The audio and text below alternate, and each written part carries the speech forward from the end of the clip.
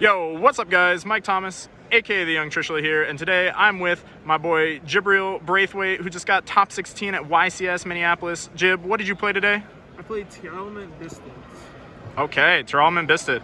Sick. So why'd you choose that deck for this event? I thought that Tearlament with the new support is just like, it's kind of just has an advantage on all the other decks. I was playing Sprite for a while. I was thinking about bringing Sprite, and I was thinking about bringing Pendulums to promote the spreadsheet.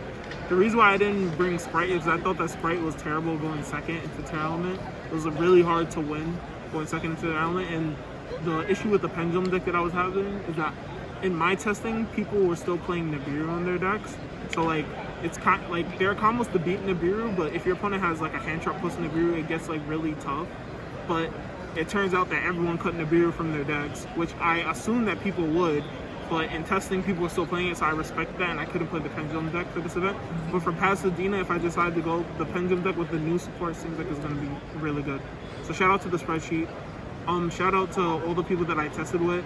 In particular, shout out to Paulie, shout out to Cody, shout out to Elise, shout out to Lund, shout out to Mike, shout out to the whole barbershop. But in particular, shout out to Cody, because Cody was the person that me and him really built the deck together, and we gave it to some of our friends. He built a lot of the core of the deck, and I decided to make some changes towards the end of different things that I didn't like. So our decks differed a little bit, but yeah. All right, awesome. Let's get into the deck profile. First of all, field center. Shout out to Sarah. Best field center. Intimidated all my opponents. Yo, that's gorgeous. Let's take a look at that. Yo, that's sick. All right, so I played 3 Rhino Heart. I wouldn't even say it's the best normal summon anymore, but it's a really good card. It's better to mill this now because there are a lot more targets that you can discard to revive him for value. We're going to get to that. So he's broken. 1 card play. 3 copies of Shaylin. This is the best one. You want to see it in all your opening hands. If you go like sharing discard Rhino Heart, like you're winning the game. It's so plus. 3 copies of Merly. It's really good. It's a level 2 that comes up with a card in the extra deck. It's really broken to bring back off of L for extra interruptions. And then 3 copies of Hoffiness. You have to max out on all of them, I think. I didn't want to play any less, to be honest. I feel like I didn't see them enough. Every time I saw them, I felt like I was winning. For the spicy tech, shout out to Cody. This was Cody's idea. Night Sword Serpent. So instead of playing cards like Destrudo, Zephyros, Gizmek, we decided to play Night Sword Serpent because it's a water. So we wanted to respect the new Pistol cards because we knew that everybody was going to be playing them. And the Pistol monsters really make a lot of the dark extenders really bad. So we wanted an extender that we can mill for value that put itself on the board that wasn't a dark monster. So this card is a water monster, and that comes up with a card in the extra deck. So that's why this card was over just another random attribute extender. How many times did you mill that this weekend? I milled it a good amount, enough that I noticed that it was a good card. So for the other cards, I played 3 copies of Magnamut and 1 copy of Druid Worm. This is pretty standard. Some people this weekend were playing more, like 6 or 9 or even 12, like maxing out all of them. In testing, when me and Cody were testing, at first we had 9. We played 3 of this, and 3 Sarnier. And as the testing went on and on, we figured that these cards were kind of really bad. Like all of them except for Magnamut felt terrible to draw. They felt like very low impact in the mirror. Like you would think that having extra DD Crows in the mirror is good, but it really wasn't because the deck was just so strong that you really just played through it a lot of the times. And if both players are playing Magnamut, it becomes really weird because if they remove your Magnamut from the field, they can Dark Revive your Magnamut, so they get a search in the end phase, and then link it away for Sprint, so then they keep playing in addition to getting a Magnamut search. So Magnamut felt really weak in the mirror, and then the rest was just terrible to draw because they just felt like bad cards. So it got to the point where we went from 9 to 6 to 4 to 3, and then Cody completely cut them from the deck. He decided to play 0. But I still valued Magnamut as a powerful extender and a good interruption in the mirror and against Sprite. So I decided to play it, and then I played the 1 Druid Worm with it. For the spell cards, 3 Pure Rhino, 1 Terraforming. Shout out to Mike for the super. Really. How many times did you draw it? Like 1 or 2. I mean, you just want to see the field spell. The field spell is like the best card in the deck. the pop effect is broken, especially with this new card, 3 copies of Scream. Yo, this card's insane. This card is broken. So basically what it does is, if you summon a Tearlament, or if you control a Tearlament and a monster is summoned, you mill 3 cards, and then all your opponent's monsters lose 500 attack for the turn. That's a lingering effect, so any new monsters that they summon also lose 500 attack. And if it's sent to the graveyard by card effect, or like by anything, you add a Tearlament trap. So like some combos which you're supposed to do is you go like summon Kikalos. If you have the field spell, you do this. Like you go summon Kikalos, add Scream, then you go Kikalos, pop itself, summon another one from hand, mill 8 with the field spell, and then if you mill a name, you fusion summon, then you go field spell effects, pop Scream to add a trap card. So instead of just adding the Sulic off of the Kikalos, you get to mill 3 extra cards, and then you still get to add the trap card. And then 1 copy of Heartbeats. So this is another new card. It's basically just a mine out, and it's a spell and trap removal card. You discard a card in order to shuffle a spell or trap from the field back into the deck.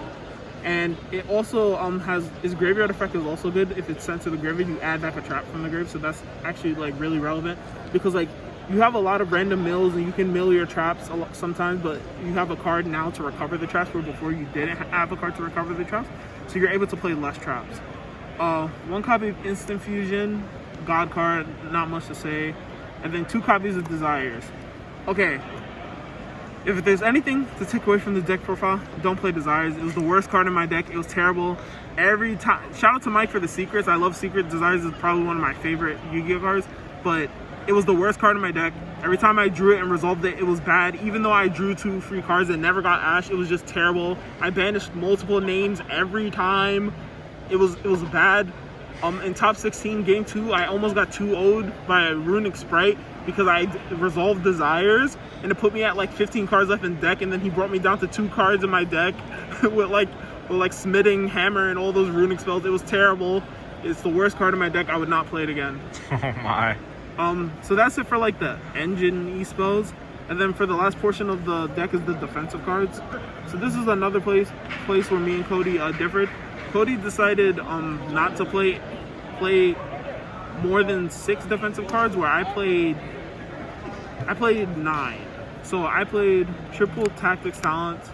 I thought this card was better than a card like Dark Ruler. I thought Dark Ruler wasn't that good in the mirror, because like if you Dark Ruler them, and if they have Sulic, they can go like Sulic, send Lulu, or send Kaleido Heart. Those cards revive themselves back, and then they can like float again, or like float your other cards. I thought this card was just better, being able to take their monster, link it away, and it was really good against like Magnamut, because like if your opponent Magnamuts you can go Talents, take their Magnamut, link it away for Dark, bring it back, trigger its effective end phase, and link it away for Sprint. And I thought that interaction was broken, and I did it a couple times. It was just like insane. Then I played triple copies of Super Polymerization. This was just like actually just the best defensive card. There was no defensive card I felt that was like more powerful than this. Even in the mirror, where it's not that great. Like if people are playing the High Spirits version, was yes, I did not play the High Spirits version. I thought it was terrible.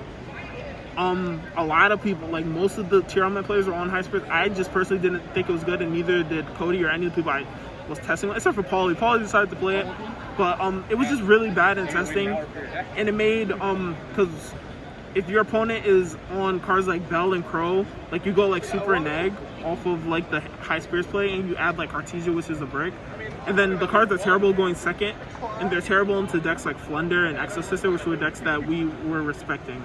So we played triple Super Poly, and then I decided to play triple copies of Impermanence in the main. I just wanted a card to cover Flunderies and Exosister, and this was the best one. Also, it's good against High Spirits because like they do everything in the draw phase. They summon the Kakaos, you can just imprint Kakaos. I thought that was pretty good.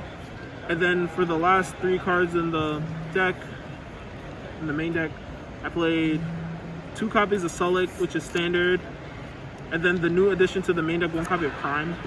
So Crime is a counter trap. It's basically just an Infernity Barrier that procs a fusion summon. You discard a monster to negate something, shuffle it into the deck, so it's better than Destruction. And Banishing, really. Shuffling to the deck is crazy. And it's just a card that beats Mystic Mind, beats Dark Ruler, and things of that sort game 1.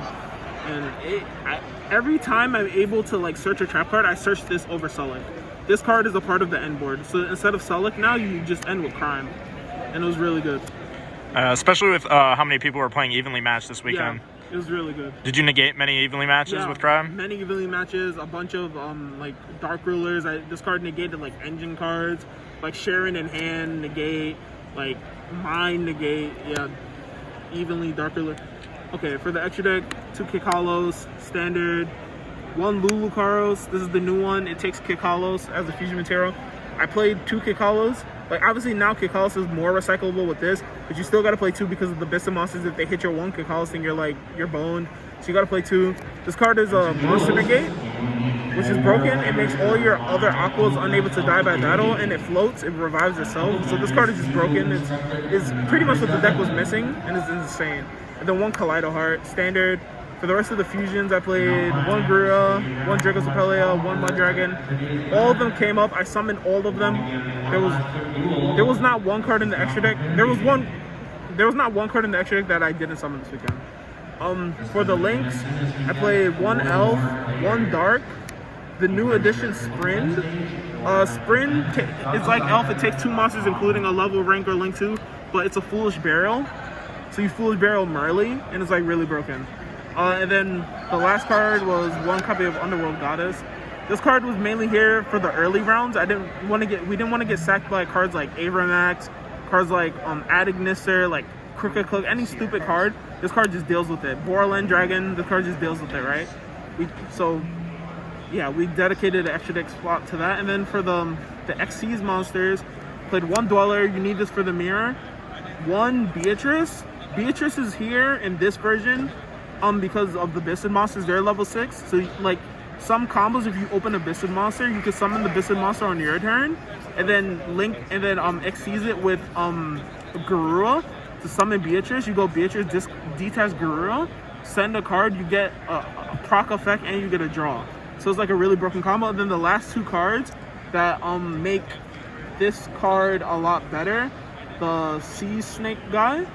To go with this card, the last 2 cards in the extra deck are Bahamut and Toad. So we wanted another form of Omni Negate for our end board if we couldn't get to Crime. And the Snake is a water. So like this plus Mud Dragon, this plus Rhino Heart gets you into Bahamut, and then Bahamut gets you to Toad. And then Toad is also a form of follow-up in this deck, because when you use Toad, you can add back Rhino Heart because he's a water. So it was really broken. I summoned this card a lot of the times, like going blind. I summoned this card every time over Dweller. I never Dwellered people blind, because especially if you end on Lulu, it loses to Super Poly in the mirror, so it's not even that good to go blind Dweller in the mirror, because it just loses to Super Poly. Toad also loses to Super Poly, but it gets you back a Rhino Heart to your hand. And if they don't have Super Poly, it's just an Omni Negate for anything. Its card is insane. And you can loop it with the Elf too, if you can set that up. You can't loop it with the Elf because it's special summon. Yeah. Okay. Don't listen to me. Listen to Jib. He's the one that's top. So for the side deck, 1 time card, Gaga Cowboy, Bang Bang. I sided it in a couple times. I never resolved it. 3 copies of Gamma Driver. I just thought that this card was like the second best second card. I didn't think it was good enough to main, but I thought it was good enough to side, and it's good against High Spirits. It's good against every matchup, really. 3 copies of Evenly. Yeah, it just deals with a lot. It's good against the Runic Sprite deck. It's good in the mirror.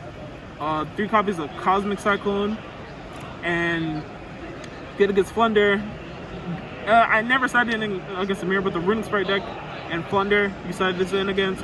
The second copy of Heartbeats for the same thing. For all the back row decks, we have a lot of back row hate. We didn't want to lose to any Flunder, any Exorcister, so we're siding in like all this stuff, and Runic Sprite. All this stuff goes in against Runic Sprite. And then the last 3 cards on the side was 3 copies of good old Reliable. This is mine. This card goes in against Flunder and the mirror match if they're not playing Heartbeat, or it just stalls you a couple turns in the mirror. But like, it's really against Flunder. We expected Flunder to be the second most represented deck before Josh won Utrecht, which obviously changed people's deck choice to just copy what he was playing. But like before Utrecht, we expected Flunder to be the second best deck, in order to just counter the Tearlament deck. So we wanted to have a lot of cards going in against Flunder because our main deck is like so weak to Flunder. Because we have a bunch of dead cards like Super Poly, the Bistids, like Talons, like a bunch of dead cards. So we're like overcompensating in the side deck. So like against Flunder, like going second, literally every card except for Gaga Cowboy goes in going second against Flunder. Oh my god. Like, I'm never trying to lose to Flunder. And like against Runic Sprite, everything except for this Missing Knight, all of this goes in going second against Runic Sprite. So it's like we're really overcompensating for our bad matchups in the side deck. We're just making our main deck as powerful as possible for any game one that we go first. Did you play against a lot of Flunder? I played against one Flunder. I played against 3 Sprites, 1 Pendulum, and then the rest were all tier mirror matches. So yeah, it was a good weekend though. I had fun. Yeah. Well, thank you so much, Jib. Anything else you want to say before we end it? No, I'm good. Had fun. All right. Well, congratulations, and hope to see you at Pasadena. Yeah, for sure.